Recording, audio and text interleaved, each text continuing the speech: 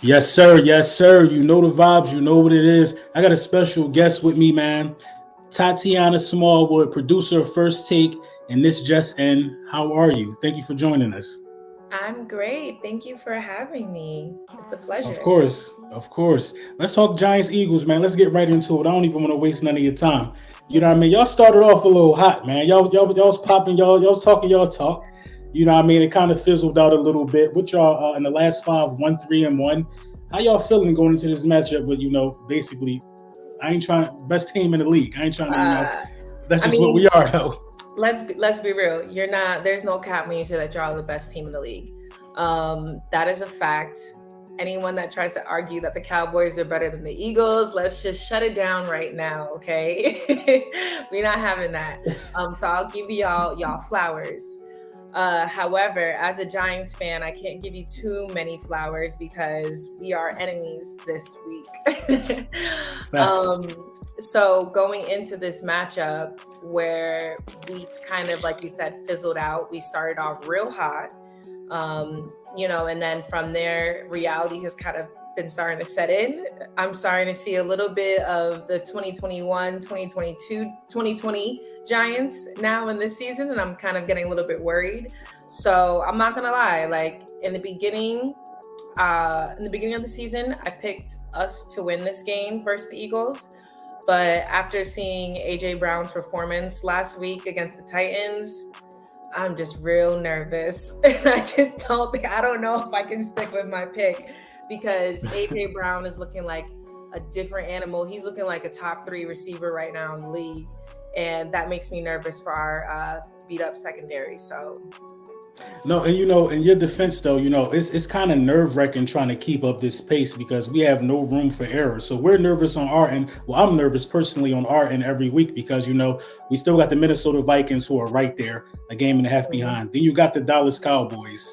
I hate to say it, but they 2.5 games behind us. So we got to keep pace. And every game kind of feels like a must win. On our side as well. So you speak about you guys banged up secondary. Primarily, I think you guys are going to give a lot of attention to AJ Brown, but you can't sleep on Devontae Smith. We're just so built Correct. and prepared for this matchup this Sunday. It's kind of crazy. I don't want to say we're going to blow y'all out, but we might. we So could. look, like so I went to the Eagles versus Giants game last year when they came to MetLife, and that was the game that we won, and Jalen Hurts threw three picks. So so going into the season, I'm thinking about last year, and I'm like, okay, well, Jalen Hurts still had some growing to do last year. He wasn't playing nearly at the level that he's playing at this season.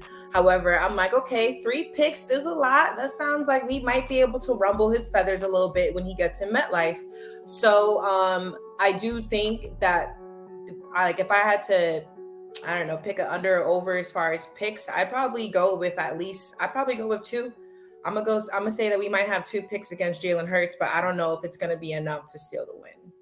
I don't know. I don't know about that one. You listen. Anything can happen, but he only got three on the season. So Oh, yeah, he only got three. So yeah. he's like 20 touchdowns, three picks. So he really not turning the ball over, which is a credit to his development. Like you said, last year, so everybody kind of did their picks except Eagles fans. We just everybody in Philadelphia that I know basically said we was going to win 15 games this year, and it seemed like for some strange reason it's happening. So everybody kind of judged Jalen Hurts. Based off his performance last year, I don't think we really give Jalen Hurts or Daniel Jones the room or the credit to develop. So that kind of brings me to my next question. Are you guys looking to sign Daniel Jones? In your opinion, would you bring him back or would you go look for another quarterback? Geez, man. Well, first we have to look at the market and see what's available, right? Mhm. We've got the draft coming up. Based off of how we've been doing this year too, surprisingly good. It's not like we're going to have the number one pick or a top three pick either, to go up there and get a quarterback. Could we trade? Sure. However, as far as other like free agent quarterbacks that could be on the market, like Lamar Jackson. In a perfect world, I would like us to go after one of those quarterbacks like Lamar Jackson. However, I know that they are really dedicated to Daniel Jones. And I think that's who we're gonna have to stick with. That's my man. I'm gonna stick beside him. Like that's just, But I've never been too high on Daniel Jones. I think that most times when we need him to step up, it's either he does something really great or it's really bad. It's never something that's super consistent for me that I've seen as a Giants fan watching him play. So until I see some consistency, then I feel like I would really be in on him. But as far as like in a perfect world, I would rather us not sign him and go after somebody else. So, and in recent years, like the last 5 years or whatever, I'm really not even used to you guys being this competitive, towards the end of the season. I'm used to you guys kind of playing spoiler and trying to just like knock somebody off in the division. But I was surprised by you guys in the beginning of the season and the early success that you guys had. It kind of leads me to believe that they would probably keep Daniel Jones a little longer to see how that goes. But at some point, I think you're just going to need a quarterback to help kind of take the pressure off Saquon Barkley. And, we played the Tennessee Titans last week.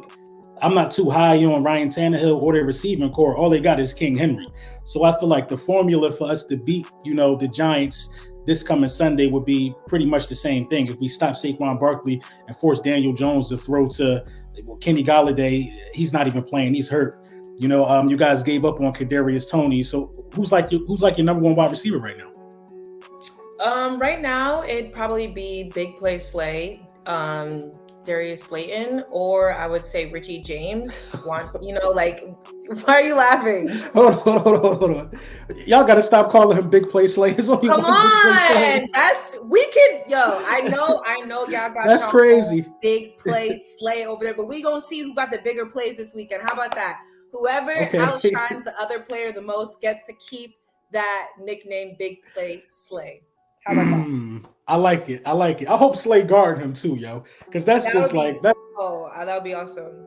That's a violation. Like that's just whatever. He been making plays though, so I'm gonna let him route with that. Are you excited though that the division is competitive as a whole? You know what I mean? In its entirety, Absolutely. Everybody. Yeah, right. It just feels like the NFC East is back. Only division where every team has a Super Bowl. We brung up the rear in that regard, but I feel really good about the competitive nature of the division. But how y'all gonna come out here and tie with Washington though? How y'all do that? See, here's the thing though, and it's funny because I said this a couple weeks prior, but I was like, don't sleep on Washington. Like Washington, low key, like they're a team that fights with when Taylor Heineke took over. I mean, I feel like y'all know as good as anybody that Carson Wentz is not it. So like I respect them for trying. However, what Taylor Heineke has been able to do in Washington and kind of be that spark that they needed to fuel this second half of the season kind of surge that they're going on. I knew that it wasn't going to be a cakewalk going into this game. And to be honest, I wasn't really sure if we were going to win. So the fact that we tied, I'm like, the same thing Daniel Jones says. I'm like, well, it wasn't a loss, but it also wasn't a win. So I'm just like, but the thing that really that I've been paying attention to is that the Commanders played us, then they go on bye this week, and then they get us right again at home. Mm-hmm. I feel like that advantage just with the scheduling is going to go towards the Commanders because they're coming off a bye week and they're going to play the same team that they played before the bye week and they're going to play us at home. So I just feel like, and for some reason now the game is flexed to Sunday Night Football. So we're going to be on the big stage next time we play the Commanders. So we'll see what happens. But overall, to answer your first question, like I do love how competitive the division is. I love that we're all good. I love that literally the season is going to continue coming down to like the last two games of the season. Like it always comes down to it for our division. So I'm excited for that. Yeah, it's been a lot of disrespect on our name the last couple of years. The NFC least, they've been calling us trash. It's crazy. Now we the NFC beast. What's up? Like, you know what I'm saying? Yeah, we really out here like the best division. You know what I mean? That's why these collabs have been a joy for me all season because I'm talking to another winner. You know what I mean? I couldn't get a Giants fan on here to save my life the last couple of years because they didn't want to talk to me. They already knew what it was going to be. So, like, Odell Beckham. Now it's a high chance. Listen, if somebody got to get him, I really hope it's y'all. I hope it's y'all because it's not going to work out in Dallas. It's like I'm kind of biased against Dallas. I just cannot stand Dallas. Oh, me you know too. what I mean? But Me too. I hope he go back home and play in the big market. Like, what's the chatter going around with Odell Beckham? Like, are you guys close? Does it seem like you guys got a chance? Yeah, so I feel like out of all the teams that have been discussed around Odell, we've always continued to be in that top 5 conversation. And then we learned about a week ago that it's kind of, obviously been narrowed down to us, the Bills, and the Cowboys. I really thought that Kansas City was going to be in that mix, but I think once they signed Kadarius Toney, I think that kind of ruled Odell Beckham out of the picture for them, which by all means, if you want to take Kadarius Toney and then maybe we could get Odell back, I'll take that trade any day. So the Chiefs can have him, cool. But as far as us competing with the Cowboys to get Odell, it's tough. It's tough. I think Thanksgiving might have messed it up. Okay, I'm so happy you brought that up because I was so disappointed in our team. The way we played on Thanksgiving, I said, this man is watching. How about you play like you're playing for his heart? Because if I was playing out there, I'd be playing like I'm playing for Odell's heart. I said the Cowboys, not only did they smack us on Thanksgiving Day, they followed up by putting a 50 burger on. They put a 50 Minnesota, right? Colts. It's like they're literally showing Odell like, we got all the goods. Look how large we living over here. And we're just like, we're hanging on by a string. We tied the Commanders. We really don't got much, Odell, but do you still want to come? Like, that's literally what we're showing them right now. And it sucks because I think realistically, he's going to go to the Cowboys and I'm not going to know what to do.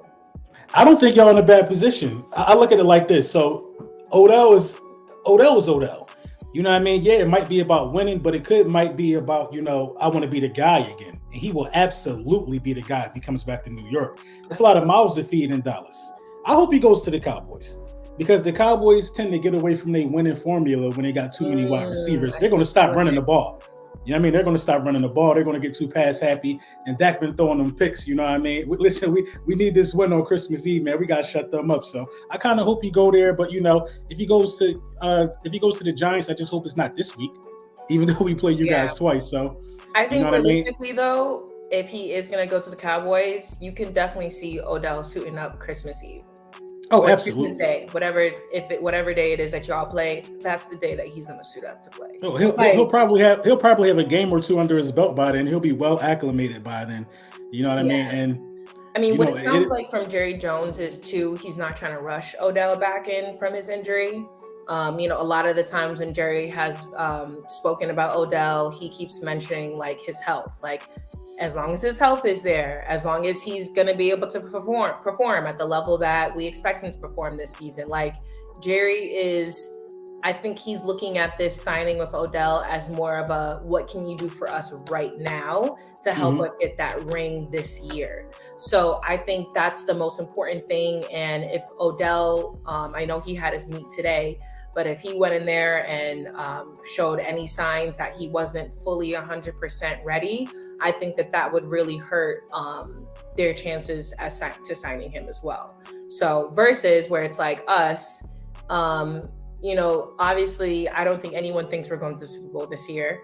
So I think it would be more of like a patience thing where it's like, okay, we can ease Odell back into the game, back into the system. And then next season, also MetLife is replacing their turf. That was a big thing for Odell. Odell hated the grass that we played on, and because it caused so much injuries.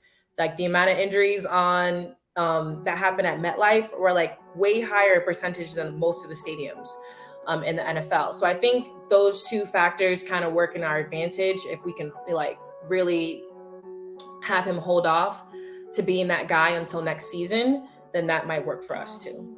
Yeah, I agree. Because if you guys get him now, you probably still make the playoffs. You know what I mean? You'll probably be that good. And you can wait and you'll get that full training camp with him and Daniel Jones. Mm-hmm. You really get a good look at what Daniel Jones can really be with a true number one. Like, yeah. like you said, the Cowboys, they might throw in Odell and just mess up their whole entire. I mean, if I had an offense that was scoring 50 points, that was scoring 40, like, I don't really know why I would be so desperate to sign Odell, which is why I don't really understand. Like, the Cowboys are like, we have everything. We have a defense. We have an offense. We have 2 quarterbacks that are great. We can do with all everything. And then you're like, please, Odell, please, please, please come to us, please. Like, I get it. Oh, I get it. I get the whole. I get it. I'm not confused at all. It's because, you know, once your expectations have been so high, like the Cowboys have. I just saw on ESPN earlier that they now have, after beating the Colts, who are not a good football team, they have a 50% chance of going to the Super Bowl, and we have a 30% chance. We just beat the Titans. You know what I mean? This is what they do. I feel disrespected. Like, right. We just beat a playoff team. You know what I mean? You guys just beat the Colts, who are led by Jeff Saturday. No disrespect to him, but come on, can he be considered a real coach? He was just, you know, an analyst a couple weeks ago. So, you know, you just put up 50, right? You put up 50. We could have put up 52, but we pulled our starters. You know what I mean? We see the bigger picture. So I feel kind of weird about it, but this is what they do every year. I get it. I really understand those guys. They have, you know, hyped themselves up so much that if they don't succeed, they look crazy how they do. You know, the memes that go around at the end of the year, Stephen A is going to go crazy on them. They can't keep having that happen to them. So at some point they got to deliver. So they got to go out there and get every weapon that they can. Now, what confuses me about it, though, the most in terms of Odell and the Dallas Cowboys is that why let go of Amari Cooper if you need another weapon that bad? Amari Cooper been balling. You know what I mean? Amari been balling over there with the Browns. Deshaun Watson just played his first game. So Odell's looking for a contract too. Am I right about that? Mm-hmm. Yeah, he's not looking to just come in and be a rental to see if you can get a Super Bowl with him. He's looking for a contract that's going to cost you about what Amari Cooper is getting paid. So I just don't understand it. You know, I don't get those guys. Brian Daboll, how impressed are you with Brian Daboll? In Daboll, we trust. Like, I honestly, okay, so going into the season, just based off of our schedule, I had us going 9-8. That was my prediction, right? What Daboll has done with our program, no matter what our record is that we end with, I call the season a success because of him. And I think that he is one of the top front runners for Coach of the Year. I think he's up there. I'm trying to think of anybody else that would be up there. Lions head coach, Dan Campbell. I know he's been in that conversation as well. However, I think that Brian Daboll, who's also a first-year NFL head coach, but with tons of, you know, a resume and history that, you know, shows what he's done. I mean, look at Josh Allen. Like, I think that when they see Josh Allen and what Brian Daboll has done, that's why we're so high on keeping Daniel Jones, because we know that with the development with Daboll, Daniel Jones could turn into Josh Allen. So with that being said, 2 thumbs up for Brian Daboll. Honestly, I think he's the best thing that's happened to our organization since Tom Coughlin left, honestly. So I'm really happy about him. That's interesting that you bring up Josh Allen, because, you know, Josh Allen kind of been up and down his first year without Daboll. You know, he's kind of been a little flimsy, if you ask me, because I've been watching the MVP race pretty close, because, you know, my guy, you know, he better get MVP the way he balling. So yeah, you know what I mean? I've been watching it closely, and, you know, I've been seeing the guys falling out of the race, and Josh Allen kind of fell out of the picture to me, along with Tua, probably with the loss yesterday. So it's looking like a 2-man race. I expected a better season out of Josh Allen, but, you know, Daboll's gone. You know, I never really looked at it like that. And you forgot my guy, man. Nick Sirianni is probably going to be up there for Coach of the Year. Oh, as well. Right. Yeah. I'm sorry. Listen, no. I go about you guys. I ain't gonna let you leave no deserving respect on the table. Yes. I'm gonna make sure we get it. Yes. You know what I mean? But it's gonna be an interesting game. I feel like the Philadelphia Eagles have the tools to take care of business. You know what I mean? We had a great offseason. I feel like you guys are on the cusp of being better. So it should be at least an entertaining game. And that's all you can really ask for each Sunday in the NFL. So I'm excited for it. Are you going to be there? I'm working on it. Oh man, I think I'm gonna pull up. I think I'm gonna pull up. I'm still thinking about it as well. Yeah, I'm working on it. So I mean, I live 20 minutes from the stadium, which is amazing. So definitely, if I'm not there at the game, I'll definitely be there tailgating.